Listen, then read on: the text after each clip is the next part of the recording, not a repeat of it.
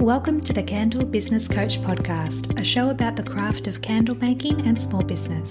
I'm your host, Kirsty Allen, and I'm a candle maker, mum of three, and kindness advocator. Join me as I dive into all things candles and small business and deliver advice and tips to you in episodes every Tuesday and Friday. Are you on the list to get my daily motivation emails?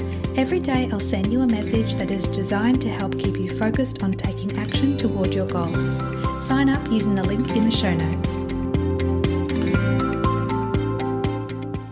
This episode is brought to you by my free ebook, the Candle Business Marketing Kickstarter Kit. Inside this free ebook, you'll find your blocks of time and learn actionable tips so you can grow your business faster and earn more income to lead you to your goals. Check out the link in the show notes for your copy.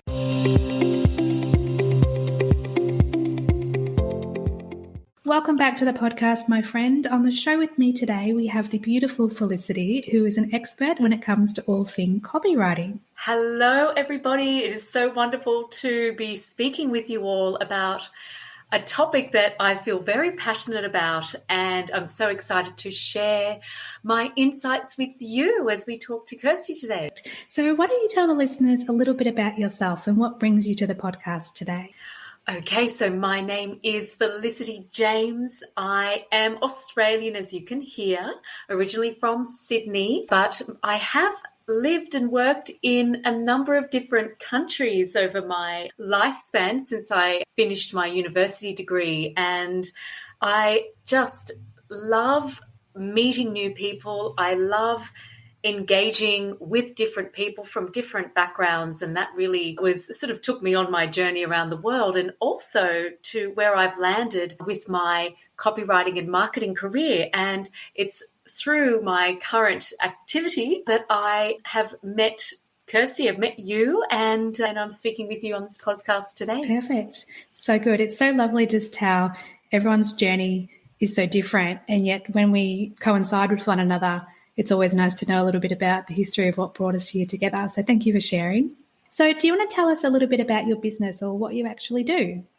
Okay, so I am a freelance copywriter. And as we know, the topic of this podcast episode today will be talking about copywriting. And so I'll go into that in a minute. But I also work for a wonderful business called Long Story Short Design and Print. Now, some of your listeners may have heard of them before. I know you, Kirsty, have worked with them and they absolutely love working with you, or we do.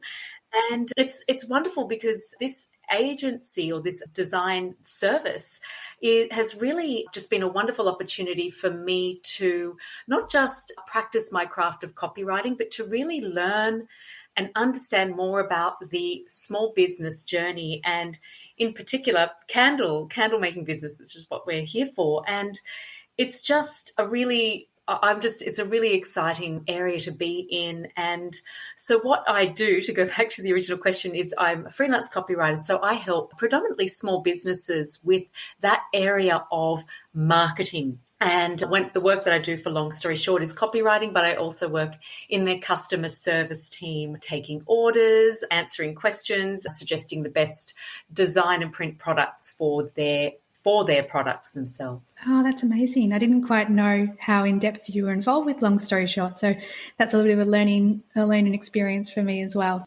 So what drew you to marketing and copywriting as a career choice? That is a really wonderful question. And I have to say, in a nutshell, I love engaging with people.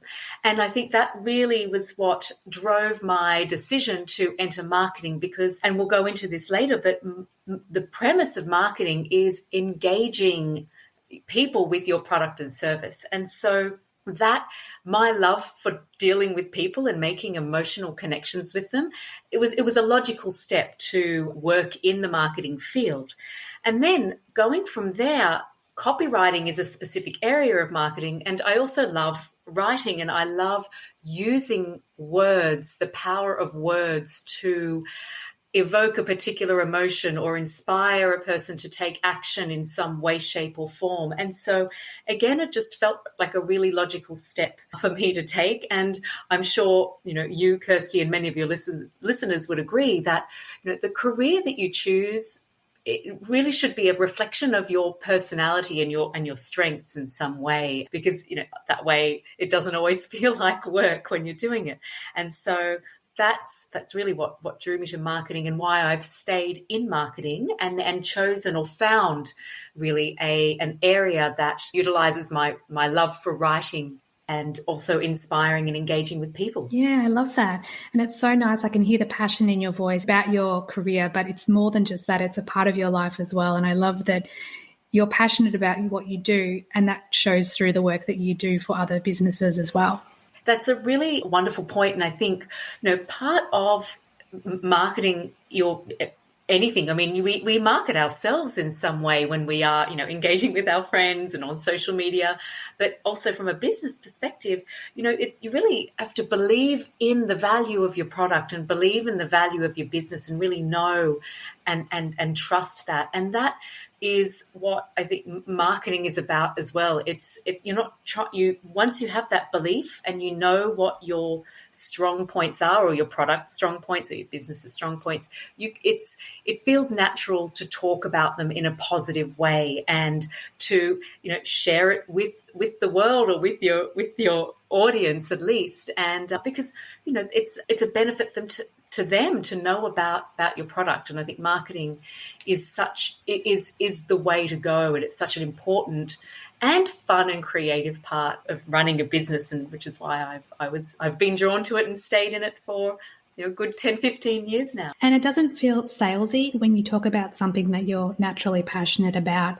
And if it's your own products, it doesn't feel like you're pushing those products on people in a, for want of a better word, a gross way. Basically, if you're feeling connected with what you're doing, you're naturally inclined to want to share that with others around you. And as I said, it doesn't feel salesy in that regard. Not at all. And I think that's such a wonderful point you make, because when something feels authentic and you have that real genuine enthusiasm and excitement, that just shines through, and people pick up on that. They notice it on some level, on some emotional level.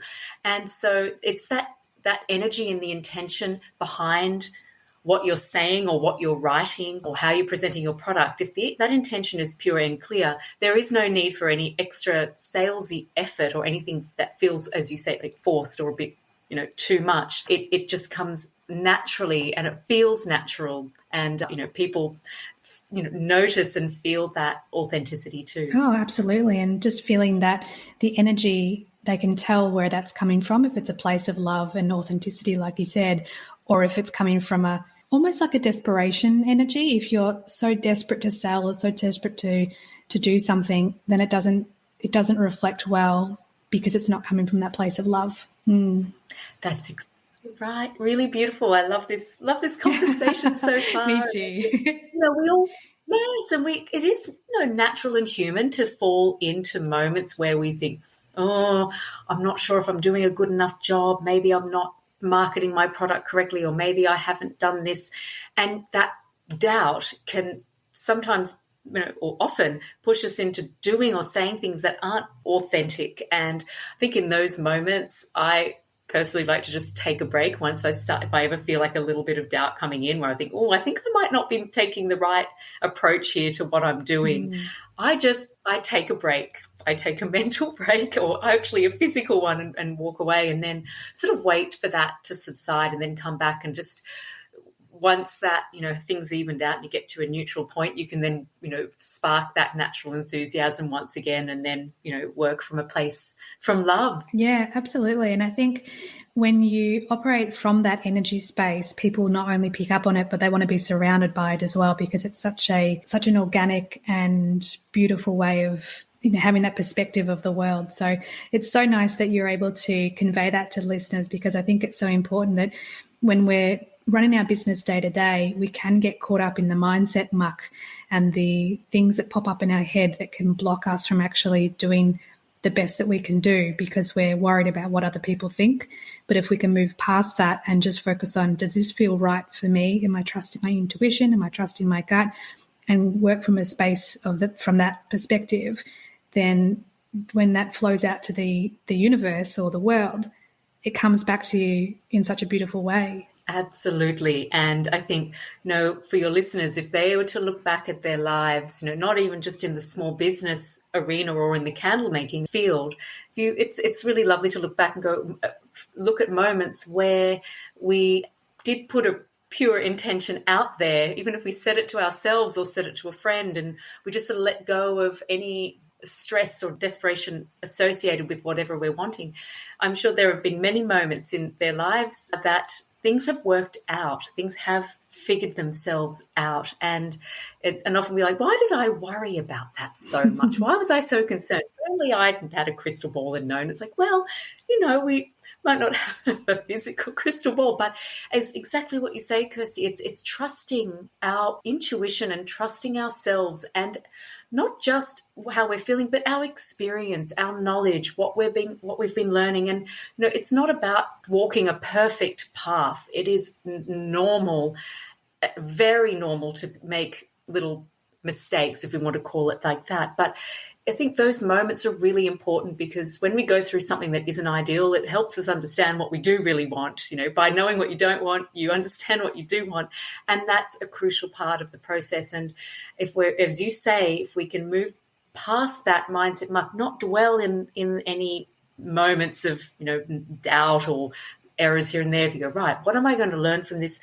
Move on and make the decisions from there. It's such a powerful beacon tool to use when running a business, to avoid getting caught up in the minutiae. So absolutely. So what's been your biggest achievement in your career or life so far? Wow, that's another really great question. I would say it was making the move into the freelance world. So prior to being a freelance copywriter and working for Long Story Short, I worked in the corporate field in marketing and advertising for companies, a big TV station, big agencies. And look, it was wonderful. It was exciting. I learned a lot and I made mistakes, and it was a fantastic period of my life. But making that change, that shift to be my own boss was, it wasn't easy, but I would say having made it, and I'm still in the process of reaching my ultimate goals, but that would be the biggest achievement, is trusting myself enough that I can take this step. I've evolved past the previous chapter, and it's okay, and I will do well, and moving into a freelance capacity. And so I would say that is so far my biggest achievement. That's really wonderful. And I love how you're reflective in that you've achieved things in the past, but you also respect the fact that the best is still yet to come for you in life. So it's appreciating where you've been, but also having that anticipation of what's to come in the future. That's it. You've summed it up beautifully, and every experience serves its purpose, and it's typically a positive one, even if the experience itself might have felt not a bit uncomfortable. But I think, there is so much for us all to achieve, and we shouldn't all take stock too early of where we are. Don't just look at your situation and go, oh, this is it forever. Yeah. There's more to explore. And I just feel, baby steps, step by step, taking the next logical step. And so, my biggest achievement, we could say, is making that change. But once I made the change, there have been lots of smaller steps I've taken. And so, the latest step is getting my website up and running. So if I'm not really honest, that's my biggest achievement to date. And it might seem small, but I think they're important to recognize. And we should also, achievements are things to feel good about and to celebrate. So it's really important to do that as well. How do you like to celebrate when you achieve something? Oh, that's great. Well, I'm a big believer in self-care. And so whilst I do have certain self-care rituals that I do every day, there are certain, little special ones, like I'll have an extra long bath and put some nice quality organic bubble bath and light a few more candles and turn my phone off. And that can be something that I do. But it's also sharing the news with my loved ones. So if I feel like I've really achieved something, And they might not always understand the significance of it because they're not necessarily in my world of marketing and copywriting, but just giving them a call or sending a text and saying, hey, I did this. I'm so proud of myself. And sharing that and receiving the praise and the good vibes from them too. So they're so simple. They don't cost anything, but they're a couple of things that I make a point of doing each time I've achieved something that's significant to me. And it's also by taking that time to celebrate, you sort of almost put a full stop and you take a break, you take a breath, and you really experience what it is to be proud of yourself in those moments. And they become like little checkpoints along the way for your journey. So it's important to, as you say, celebrate the milestones, no matter how small, and share that with others so that they can celebrate alongside you. That's right. Yes, you've got to share the energy. It needs to be shared, and that's when it evolves and multiplies. So, yeah, that's a really lovely way of putting it.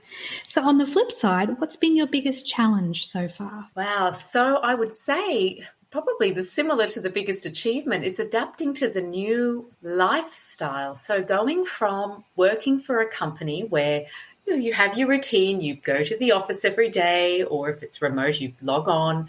And there's an element of sort of like protection, let's say, when you're working for a company. Yes, you are an employee, you do count for something, of course, the role that you play, but it's the business, the company that's calling the shots. They're telling you what to do. And sure, there are moments where we need to be proactive, but ultimately you're working towards somebody else's goals. And so when the achievement and the desire to be my own boss was really like wonderful and to work for myself, but then saying, oh, okay, now I need to decide what am I putting on my website. I need to decide how I'm managing my time. I need to organize and prioritize. And it's very empowering, but when you not used to doing that, that was and still is a challenge managing that. But like with anything new, it feels like a challenge at first. It feels uncomfortable because you've never done it, and that's so normal. We'd be robots if we could do things the first time with no worries. So I like to, and I think challenge is a really good word that you use because it's something that we're striving to achieve at some level. It's not and shouldn't feel negative, but that would be sort of, to call it that, the challenge that I've been working through is owning it, being my own boss and really taking accountability for that. Yeah, and I believe that most of the listeners will resonate with that as well, because many of the candle makers that I've been speaking with through Instagram and through my business have been, their desire is to run their own business and to support their families in a full-time capacity with their candles. So to know that nothing is a roadblock, it's just a challenge and a learning experience, and knowing that you can work through anything that life throws your way, because whatever is thrown your way is meant for you to deal with. It's to help you learn and grow on your path. So if you're able to almost take a step back and, again, take a breath, it's always important to take a breath and to look at it with a little bit of perspective rather than feeling like it's the end of the business or it's the last move that you can make. It's simply a way for you to pivot and learn and grow along the way. Beautifully framed, beautifully said. And I think, when we come across something and it's feeling daunting or we start to feel worried, you can, turn it on its head and go, oh, this is an opportunity for me to learn and to grow on an emotional level. And at the end of this little episode, I'm going to know something else. I just need to be, just put up with a bit of the uncomfortable feelings. And as you said, it's temporary, and it's remembering that it's temporary, and that beautiful technique, absolutely beautiful. Just taking that breath, coming back to the breath is one of the most wonderful, centering, powerful things that anybody, whether you're a candle maker or a copywriter or a basketball player, it really works wonders. Yeah, absolutely. It almost gives you that little reset to approach the situation in a different way by taking that little break, that breath. So for the listeners that don't actually know what copywriting is, can you explain to us everything that copywriting is? Yes. So copywriting, to put it very simply, it's the craft of using words, spoken or written, to motivate and inspire an audience to take some kind of action. So it's strategically and intentionally selecting words and constructing phrases that grab the attention of your audience or your prospective customer, and then actually getting them to do something. And so what does that mean? Okay, it can mean they read your website, and they read the words, the copywritten words, and they go, oh, I'm going to click on that link to look at that product, or, oh, I'm going to sign up to that newsletter, or I'm actually going to buy the product. And so that's really what copywriting is in a nutshell. And I think we've already covered this, but I want to ask again, why do you love copywriting? It's using words to create and maintain an emotional connection with people. And there's a lot of room for creativity. I mean, I personally love words. I love going into the thesaurus, and I love the challenge of finding, certain words, structuring a phrase to achieve a certain purpose. And there's just so much power and emotion in a word and in a phrase. And gosh, we use words all the time to communicate a message, and we speak in different ways depending on who it is we're addressing. If you speak to the cashier at the supermarket, you'll use a different tone to the way you may speak to your kids or your partner or the garbage collector. And that's where I just find it such a fascinating area. And to then use words to actually inspire others to take an action, as I mentioned earlier, that's like a challenge for me. And, again, tapping into my love of words to go, right, how am I going to help or guide or inspire this reader to do something? How can I structure it? How can I problem solve, or actually prefer the term solution seek rather than problem solve? Yeah. That's more of a positive spin. Does. So that's it. You're using words to communicate something in a slightly different way, but with that same meaning. So that's why I love it. I just think there's so much power in words to do a lot of good and to share positive messages. And just like candle scents can invoke memories, the same can be said for different words and different phrases that can take us back or transport us to a different time in our life. So I'd love that you love what you do, because it's with your passion that shines through that can help in so many different ways with so many different people. So, yeah, I love that you love what you do. So me too. It's so great. Yeah.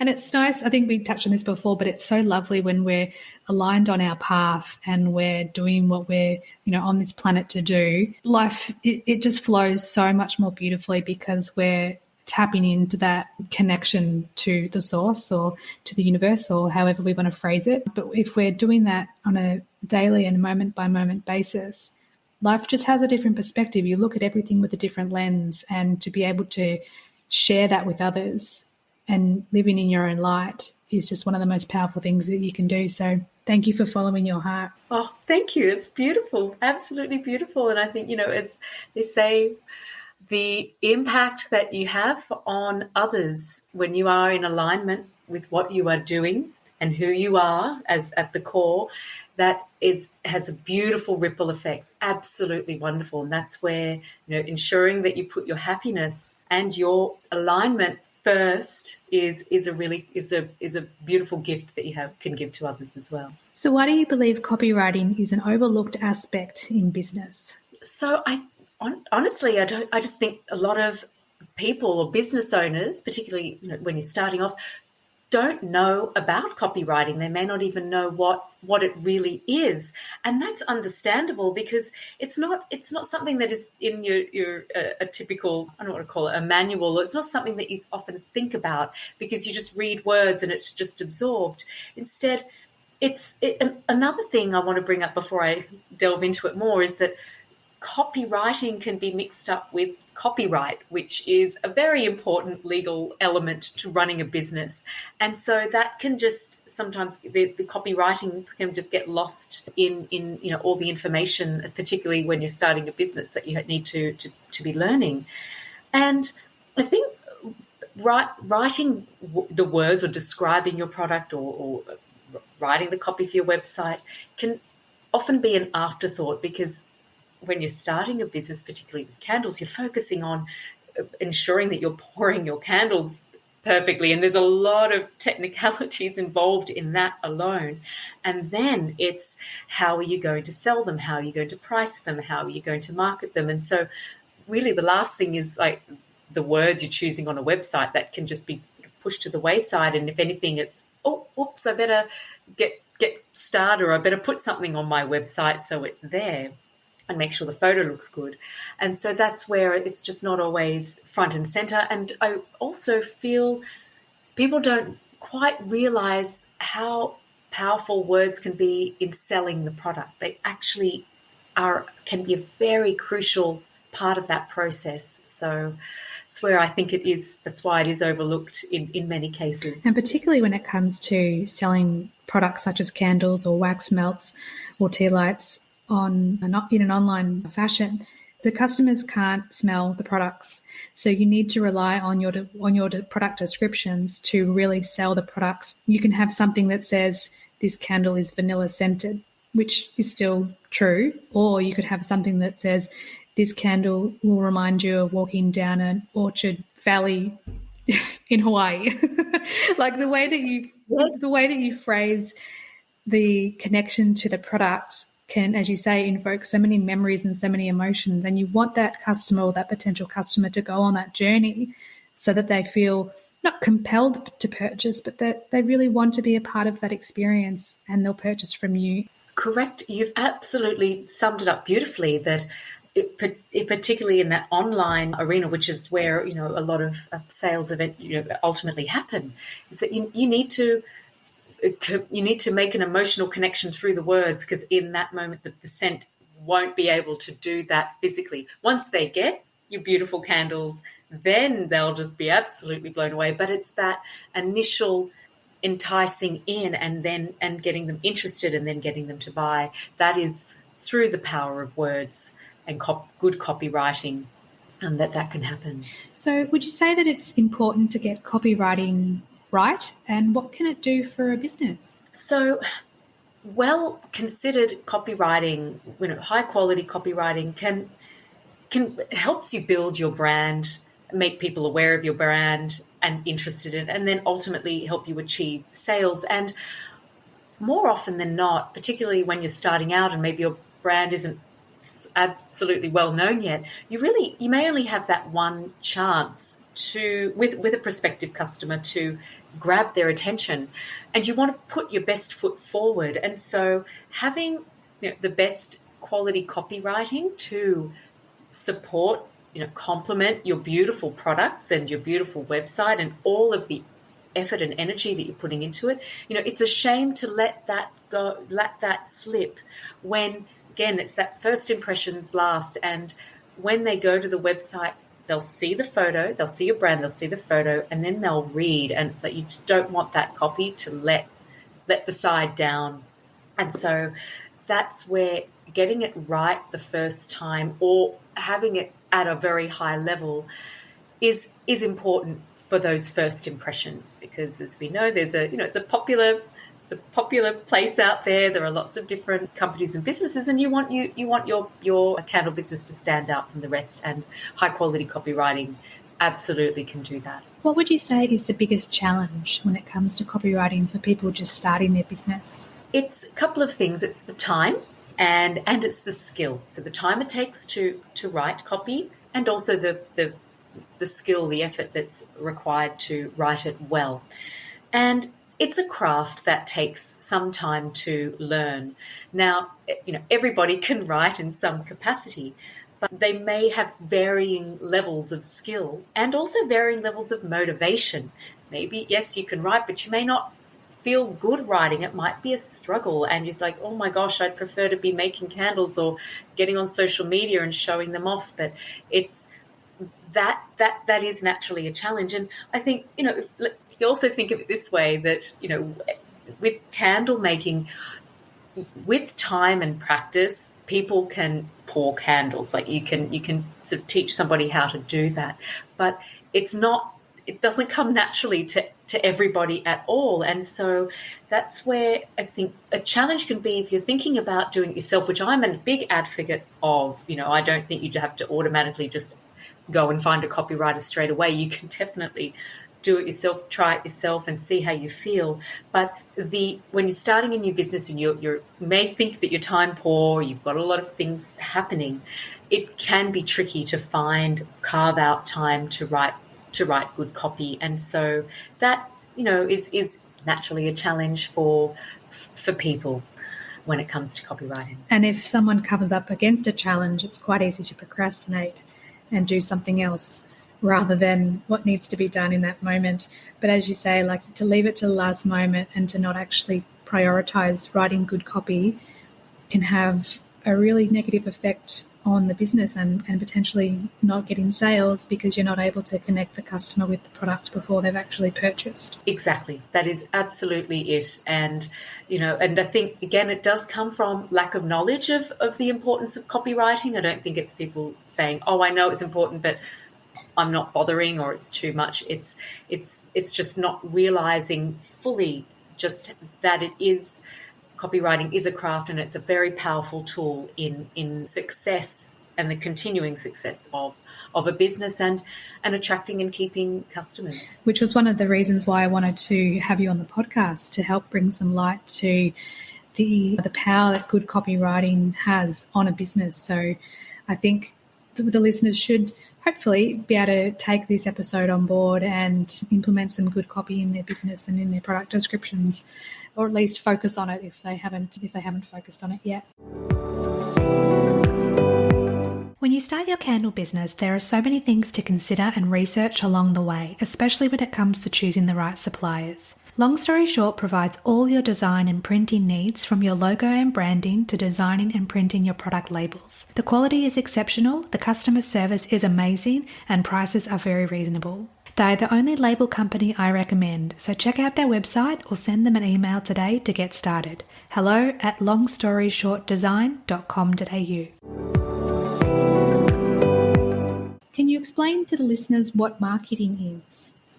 Okay, so marketing is, simply put, the process of getting people interested in your business or your product and service. And the process involved in marketing is delivering a message messages about your product or service and the value that it adds to their lives. And because that's why people purchase any type of product or services, because it's adding some kind of value. Marketing is the means of communicating what that value is. And there are a host of ways that you can market your product or service. And in this case, we'll say candles, because I know we're speaking specifically about that.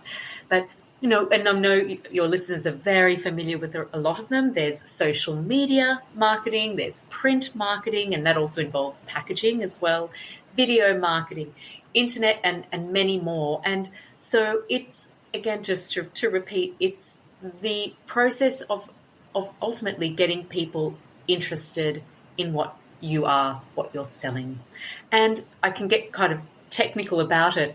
If you're marketing, sort of a guru, you may like this, but there are 4 P's, the letter P, that comprise marketing. It's the product, it's the price, the place, and the promotion of your product or service. And so that's when you are working out what type of marketing avenues to take and how to engage your prospective target market, you really have to also think about where, when, and how your customer wants to engage with your business. And there are just so many ways you can do that. And I just find that so creative, and it's very exciting, and really a wonderful arena to be in. And that definitely sums up why you love marketing so much and copywriting too. It does. Yes, again, it's the creativity and the emotion involved, because when you are trying to figure out how to get people interested in your product, you've got to tap into their emotions. You've got to build an emotional connection and maintain that. And emotional connections are what help businesses, build relationships with their customers, and that in turn creates loyalty. Their customers want to come back and they feel loyal to your business because they trust you. You've got that emotional bond in some way, shape or form, and so that's what can really also convert like a one-off customer or prospective customer into a repeat one is through really effective, powerful marketing. So there's so much potential for all of us, and there's enough abundance in the world to go around, in that once you sort of tap into how you best want to market your candle business, the options are endless. It's just a matter of finding what lights you up, what sparks you, and then go down that path, because that's where you're connecting with your most ideal customers and clients. Exactly. Whatever feels easy and natural, that's usually a telltale indicator, sign that's the best way to connect.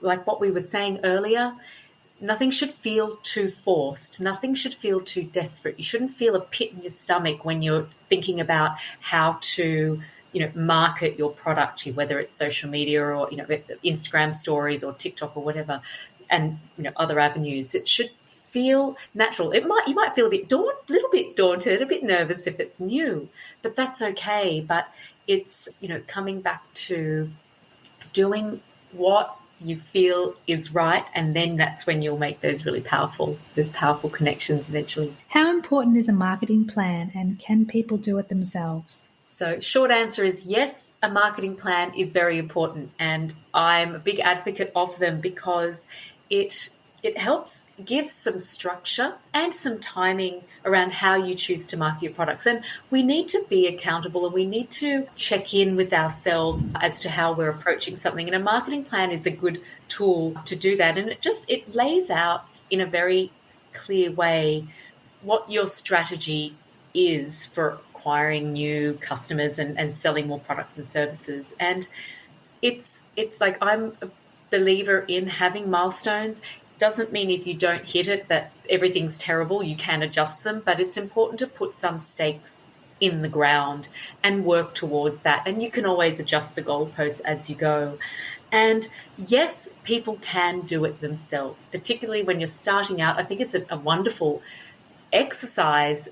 It's a wonderful learning process to really understand more about marketing, because when you do something yourself, yes, it might feel like it takes a bit longer, or you may have to really put more time into it, but it's really an effective way to learn. And in doing it yourself, there are plenty of online templates out there. You can do a Google search for a simple marketing plan, but what I would suggest is there's a few steps, and I do like putting them in this order.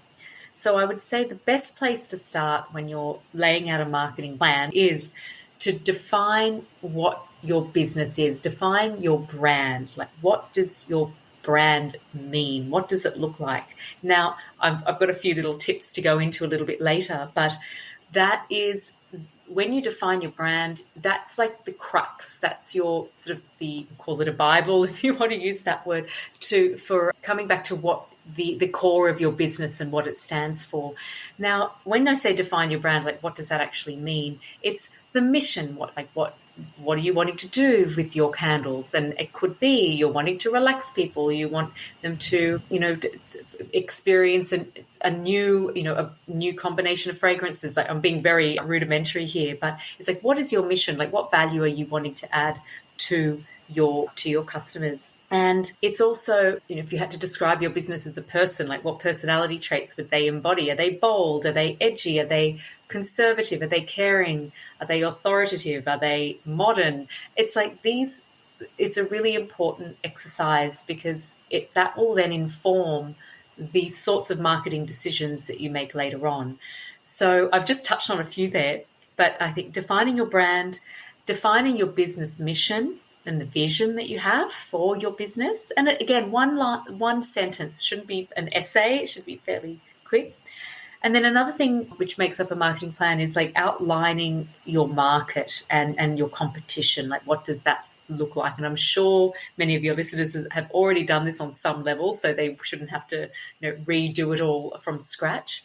And it's also about defining your target customer as well, really knowing who are they, how old could they be? Where do they live? What sort of income do they have? What do they like doing for hobbies, in their free time? Are they parents? Are they young couples, etc.? So it's really understanding who your target customer is. And then in your marketing plan, once you've kind of got that foundation there, it's outlining what your goals are. And it can be anything from I want to break even next year, or I want to make a 10% profit, or I just want to sell all of my candles. It doesn't even need to have a number attached, but some kind of goal that you've actually written out. And then the next step might take a bit more time, is sort of describing how you plan to reach those goals. So, okay, you want to sell, all of your candles. Like, how do you plan to do that? Oh, I'm going to go to a local farmer's market, and I'm going to sell online, and I'm going to promote on social media. And then, ultimately it's also looking at the budget that you've got to do that, and the time that you may, the sort of goals. And it could be 3 months, it can be 12 months. It really depends on how, the momentum that you're wanting to have, for your business. But I've just given a few things. I don't know if your listeners might be writing them down, but that's really what makes up a simple marketing plan. And I think it's absolutely doable yourself. And it's just being honest and taking the time to really address those points in a clear way. I would agree, because when many people start their candle business, they feel that everyone is their ideal customer because everyone loves candles. So taking the time to actually sit down and pinpoint or narrow down or niche your customer is a really powerful way, because it helps also eliminate the overwhelm that comes with all the different decisions along the way in your business. For example, if you're thinking that everyone is your customer, when you think, okay, what color should my candle be? Well, what color? Like, there's so many choices, there's so many opportunities to go down different paths, and then you get overwhelmed because you think, well, I don't know, I'll just make one in every color. That's usually not the best way to go ahead. So if you can narrow down to a particular type of customer by doing the marketing plan yourself, you can really figure out who your customer is, and then make every decision possible about your business about that customer as well. Exactly. And you'll find that once you define who that ideal customer is, and as you say, find that niche, it will help inform a lot of the decisions moving forward. Like, oh, what social media platform should I use? Oh, okay, well, my target audience, my ideal customer is on Instagram, and they're not fussed with TikTok. So you focus your efforts on Instagram. Or my ideal customer also goes to the local, craft markets or farmers markets. Okay, I'm going to market towards, put some more energy towards marketing my farmers market stall, things like that. And you just find that it's a great place to come back to that ideal customer. And as you also said, like, what color labels or boxes should I have for my candles? Oh, my ideal customer is, a female, even though, females can also like edgy colors as well, but you might go there like soft pinks or something. But yes, I'm being very, very simplistic here. But yeah, it's just one, when you know who they are, and you've also, as you said, made the decision as to who you are going to be selling to, it just makes it easier. And look, anybody that falls outside of that category or that description of a person, they can still buy your candle. That doesn't matter. It's they might still find it intriguing, or they'll buy it as a gift for somebody that is in your target market. So that's a really good point. Very effective.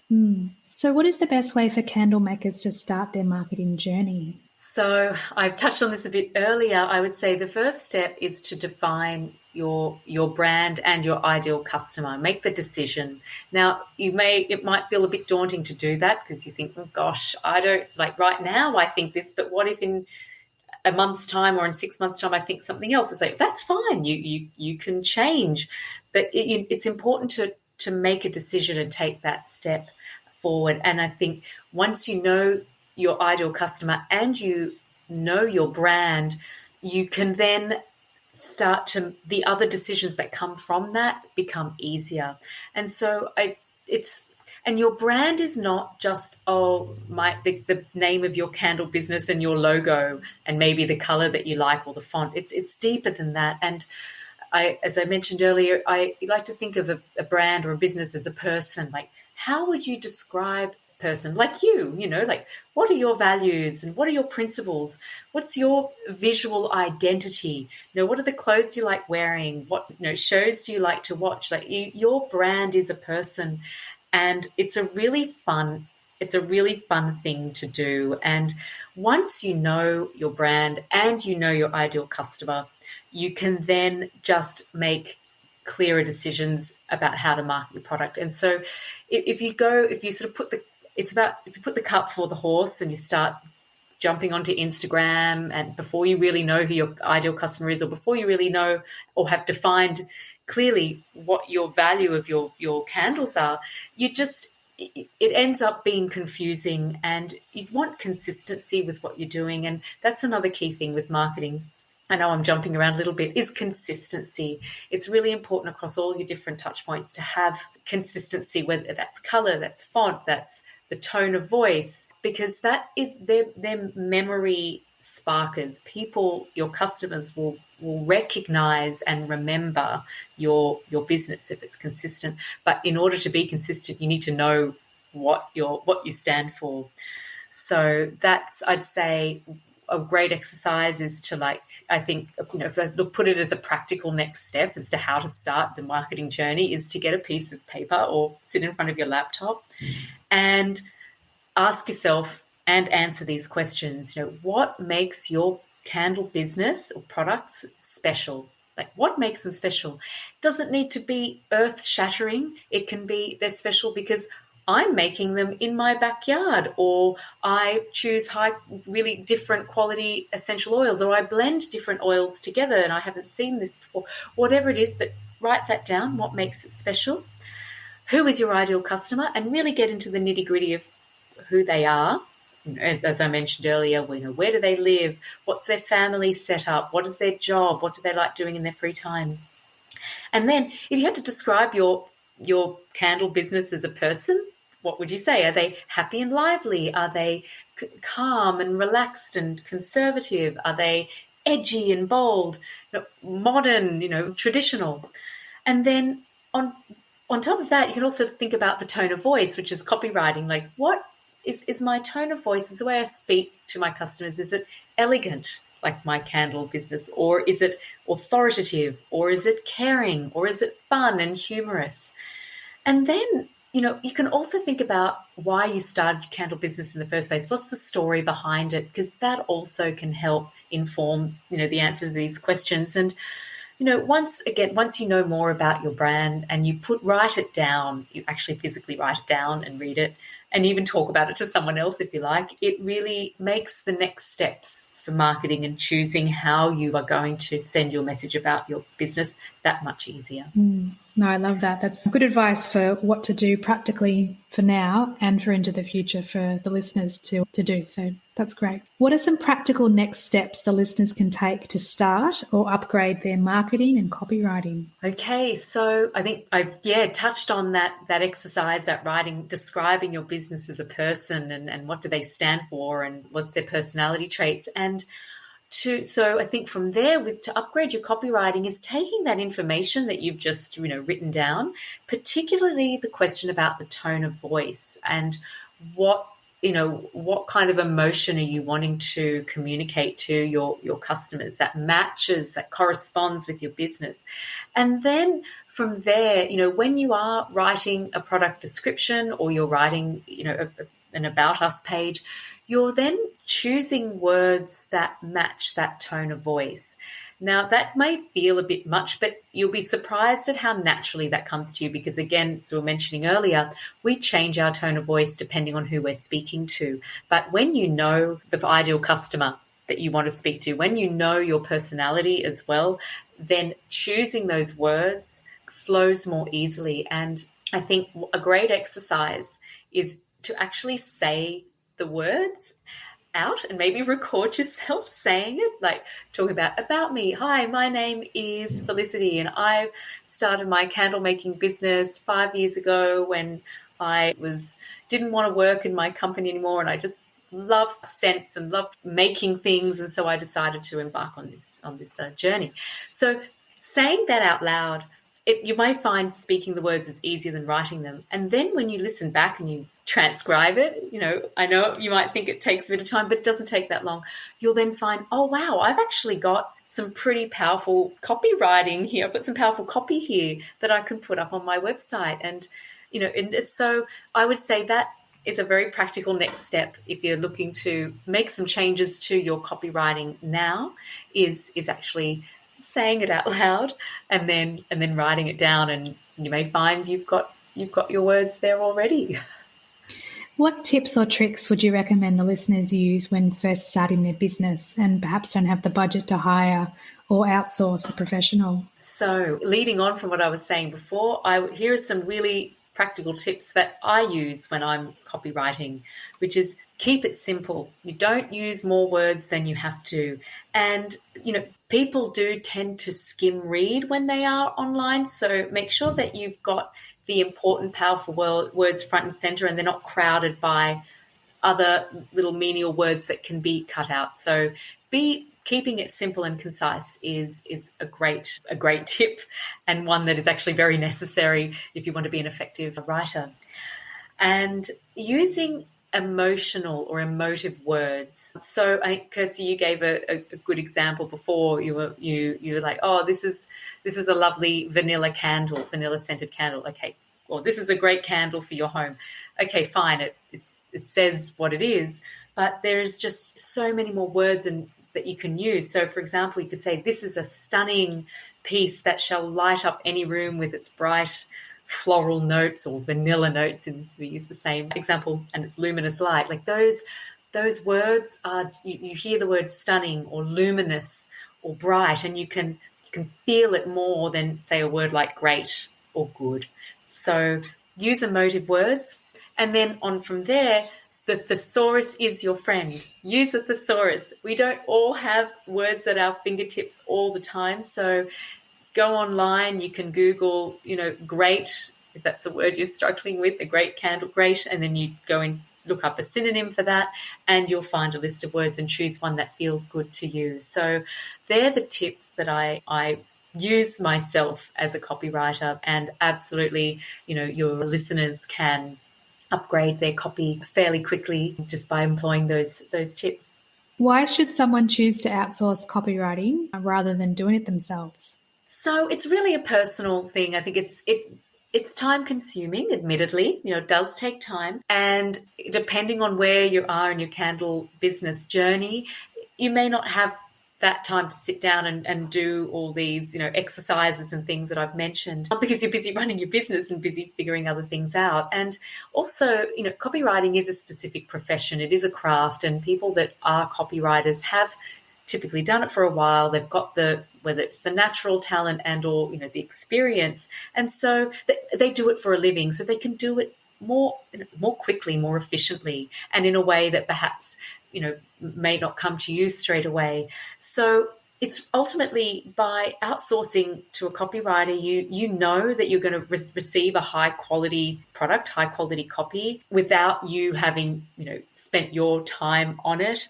And you also know you'll be getting a good job and you'll be putting your best foot forward. So again, when you're thinking about how you are promoting your business online, packaging, social media, you want to know that you're being 100% fantastic, or 100% might be a bit much, but you're feeling comfortable and confident at the level of quality that you're putting forward. So by outsourcing to a copywriter, you're taking that extra stress away by having someone do it well for you. And then you have the consistency across your brand as well, because you've got someone that's looking at all aspects of the business and the marketing journey. That's correct. What are your thoughts on repurposing content across, say, websites and social media? So I'm all for it. I think that, time it's a very precious commodity. It's the only commodity or currency that we don't get back is time. And so if you've got some great content that you've filmed or created, and it just needs a few tweaks to, make it feel fresh, or to, maybe communicate a slightly different type of message, I might go for it. And, so why reinvent the wheel when you have a perfectly good one that just needs, a different coat of paint or a different, or a new package, really. So I'm an advocate of repurposing content as long as it feels, different enough, because it's also, messages, do need to be delivered a few times for them to sink in. And it's just, you can, again, just a few small tweaks, particularly on social media. Maybe it's a new music track. Maybe it's like, cutting the reels slightly differently or having a new intro. Small changes can really make a big difference and save you time. Absolutely. And it also means that you don't have to keep creating new content on every platform all the time. If you're able to repurpose something that you've written that's been written really well, or a video, as you say, that you've created, by repurposing it on a different platform, you're able to not only save time, but save energy and stress along the way. Correct.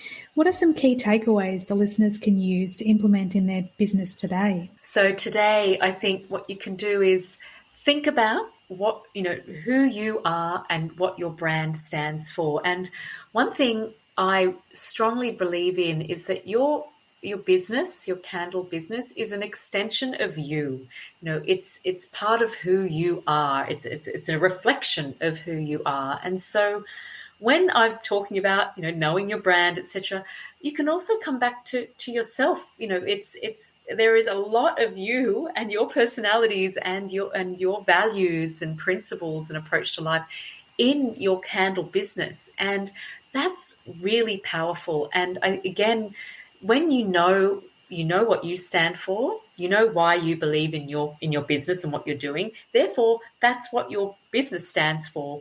And then that will just easily inform, for the most part, the other decisions you need to make when you're building your business, particularly when it comes to marketing. And, I think it is important to do that groundwork up front. It can feel tempting to sort of race into, the color of the label or front of your website or how it's going to be, the layout, let's say. But you need to know who your brand is before you start to, figure out its visual identity. What's one lesson your job has taught you that you think everyone should learn at some point in their life? Okay, it's keep believing in yourself. If you, trust yourself, trust your intuition. And something else that I do is that if I have a decision to make or even an idea that's come into my mind and I'm not sure if it's the right thing to do, what I do on a practical level is I sit with the idea or both sides of the decisions for a while. So I really try to lean into how it makes me feel. Does this decision make me feel excited or does it make me feel really stressed? Do I feel happy, maybe with a little bit of trepidation, or do I feel full on worried? And I think that, again, comes back to your intuition. It's not always easy to pick up what your intuition is saying straight away, but that's where it's important to take some time to lean into what you're thinking and tap into how it makes you feel. And, you don't always, what do they say? The saying is, if you don't know what decision to make, don't make one. If you're really stuck, just give yourself time, because you will eventually come to a point where you will know what to do, but you need to give it that time and attention to figure that out. So that's one big lesson that I've learned on my journey. What gives you the motivation to keep going when things get tough? It's remembering that the tough times are absolutely normal, and not only are they normal, they are crucial to understanding what we want to do and what feels right for us. You have to go through the not so great feeling to then know, oh, I actually want the great feeling. I'm not going to go there again. And so those tough moments help us to understand more clearly and more sharply what we do want ultimately. And so those tough times, it's easier said than done. I do have my moment where I might go a little bit, bit worried, but I just go with that wave and I let it, flow through me, and just know, even in the back of my head in that time of stress, is that this is temporary and it's normal and it's necessary for me to ultimately get closer to and achieve where I want to be. I love that. What's your favorite productivity hack? So it is when I don't feel motivated, when I'm feeling a bit lacking in that inspiration or just really don't feel like I want to do something, I go and do something else. I don't force it. Maybe I go for a walk outside. I do find going out into nature, even if it is along a road, a footpath, and I'm just looking at some trees, it's just getting out of the home where I may be working, different setting that can help me just to refresh. And if going outside isn't practical because it's pouring with rain or something, I'll go and do a chore or I'll text a friend. So what that does is I'm taking the pressure off myself from forcing myself to do something that doesn't feel natural and kind of waiting for that motivation to arise naturally, because I know and trust that I will do that task. I will get to it. I'm not, I'm professional here and I believe in what I'm doing, but we can't just flick our motivation off and on all the time. And so that's my favorite productivity hack, is if I force something that doesn't feel natural, it can just create more tension. So I just step away and go and do something else, 10 minutes, 15 minutes, maybe an hour. And I find that when I come back to it, I'm fresh and I get done what I need to get done in probably half the time. Yes, because you're feeling more motivated and inspired rather than trying to push through something that, like you say, rather than forcing yourself. Are there any resources that helped you to get where you are today? That's a good question. I mean, I've learned a lot through Long Story Short. They've been absolutely amazing because they are a small business themselves, and so they really understand the journey and the twists and turns that are a natural and integral part of a small business. But I was thinking about this. It's not quite a resource that you tap into online, but it's a resource within yourself, which is taking time every day, and I like to say 10 minutes, 15 minutes, to sort of sit down. Maybe it can be in front of the TV if you want, but ideally it's just somewhere that's like nice and relaxing without too much stimulation, and let your imagination run wild. Like, visualize what you really want, and don't let thoughts of, oh, I can't because of money and then time and can't I, forget all that, but just go off into a daydream world and go, and really visualize it. And then I don't always do this, but I then try to write it down. Once I've got that positive momentum flowing in my mind, I write down what I was visualizing. And then after that, that time's passed, 15, 20 minutes, I then let it go, and then I go back to my routine. And I find that space that you give yourself every day, it allows your mind to free up, and that's when new ideas can come in, or that decision you've been agonizing over suddenly becomes clear. And it also helps you organize and prioritize more. And so I just think your best resource is yourself, and that visualization technique is something that really has helped me a lot. That's beautiful. And I feel that the listeners will really be able to benefit from practicing that as well. Just giving yourself 5, 10, 15 minutes a day just to really allow yourself to dream and not feel hindered by any thoughts of, I'm not worthy, I'm not enough, I can't do this because of any, time or money constraints, just to let your mind wander and to really know that your potential is unlimited. So we've come to my favorite part of the interview, or our chat, where I ask 3 questions for all my podcast guests. So number 1, what is your favorite candle fragrance? Well, it depends on my mood, but I would have to say my go-tos are quite simple. I'm a bit of a minimalist. I love rose scented and I love vanilla. That might not be super interesting for your listeners, because I know I see all sorts of beautiful combinations, but they are my favorites. They just, I feel content and happy and calm all at the same time when I experience those 2 fragrances. Oh, lovely. Have you ever had a vanilla rose candle together? No, I haven't. That's actually a wonderful idea. Yeah, I have a rose quartz candle actually, and I think I think I might have a vanilla coffee one, so it's still a blend. But maybe I need to just light the 2 together and see what happens. Yeah, definitely. That'd be a quite lovely combination. So, question number 2: what do you love about candles? It's very simple. I just find them so beautifully calming. And, almost no matter what the fragrance is, it's the soft light that a candle emits that helps my mind and body to relax, and the fragrance as well on top of that. And I would light my whole home with candles if it was practical, but it's just and it's like a feeling that's almost difficult to put into words. Like, I feel like these words limit it somewhat, but I would just say I feel calm. And you did mention, I know this is a very, very big important point, is that scents and fragrances do bring us back to evoke memories. And so that is quite a big thing, but I think it's just more in the moment. They just automatically calm me down. Oh, that's so nice. And like you said, if you're having a nice long bubble bath, you light some candles and it just elevates the experience into another dimension almost.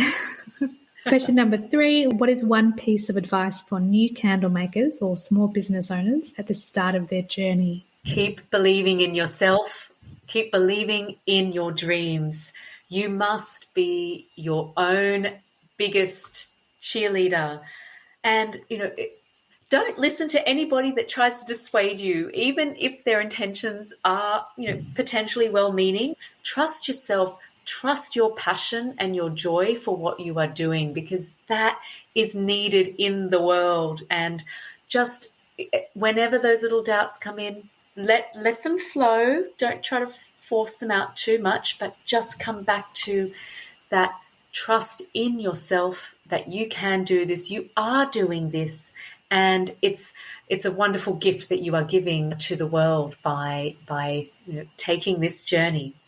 And by being creative and allowing your mind to be playful and to try new things, that energy that you put out into the world is positive and very much needed. Exactly. Beautifully said. Well, thank you so much, Felicity, for your time today. I so appreciate our conversation. I feel like I've gone on a spiritual journey, a beautiful one. And I'd love to know, where can the listeners find you if they want to either engage your services as a copywriter or if they're just curious to learn a little bit more about you? Of course. Well, I also want to say this has been an absolutely gorgeous conversation. I've had tingles running through me when we were just talking about some of these beautiful topics. So thank you very much. And yes, if your listeners want to get in touch with me, I have a website.